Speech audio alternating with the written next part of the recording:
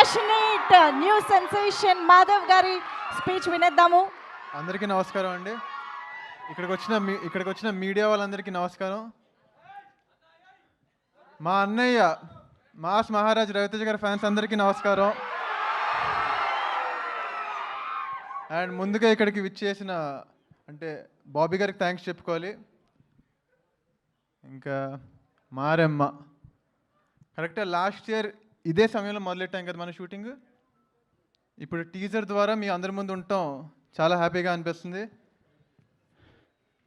అసలు ఒక ఈ మొహాల్లో ఉంచుకుంటారో అని అనుకుంటారా? నాగరాజు గారు థ్యాంక్ యూ సో మచ్. అంటే నేనే ఇప్పుడు ఊహించుకోలేదు, అలాంటిది మీరు ఊహించుకున్నారు నన్ను. అలాగా లక్కీగా ఫీల్ అవుతున్నాను. ఈ స్క్రిప్ట్ నాకు చాలా ఎర్లీ స్టేజెస్లోనే వచ్చినందుకు. మీ విజన్ని సపోర్ట్ చేసినందుకు కుశాల్ గారికి, మయూర్ గారికి థ్యాంక్ యూ సో మచ్ అండి. అలాగే మీ విజన్ని బాగా విజువల్గా చూపించినందుకు ప్రశాంత్ గారికి, ఈయన విజువల్స్ చాలా బాగా వచ్చినాయి. One of the main asset మాకు. Thank you so much. And music ఎలా అనిపించింది? మ్యూజిక్ ఎవరైనా అంటే ఇప్పుడు నా లుక్ ఇలా ఉండేది, ఇలా ఎలా ఎక్స్పెక్ట్ చేయరో ఆయన నుంచి కూడా అంతే. చాలా సాఫ్ట్ సినిమాలు చేసుకుంటూ వచ్చారు ఇప్పుడు దాకా. 20 తీస్తారు. 10 టైమ్స్ ఉండాలి దీనికి సినిమాలో. అండ్ ఇంకంతే ముందు ఈవెంట్లో ఇంకా బోల్డ్ మాడేసుకుందాం. Thank you.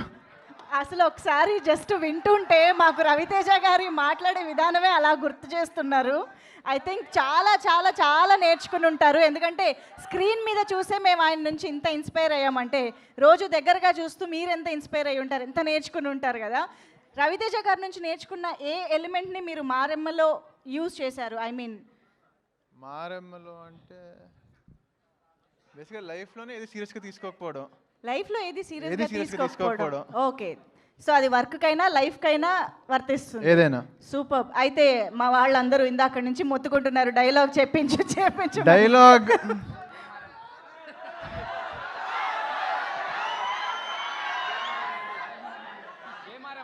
ఈ డైలాగ్తో డిసప్పాయింట్ అవ్వకండి. జై మారమ్మ.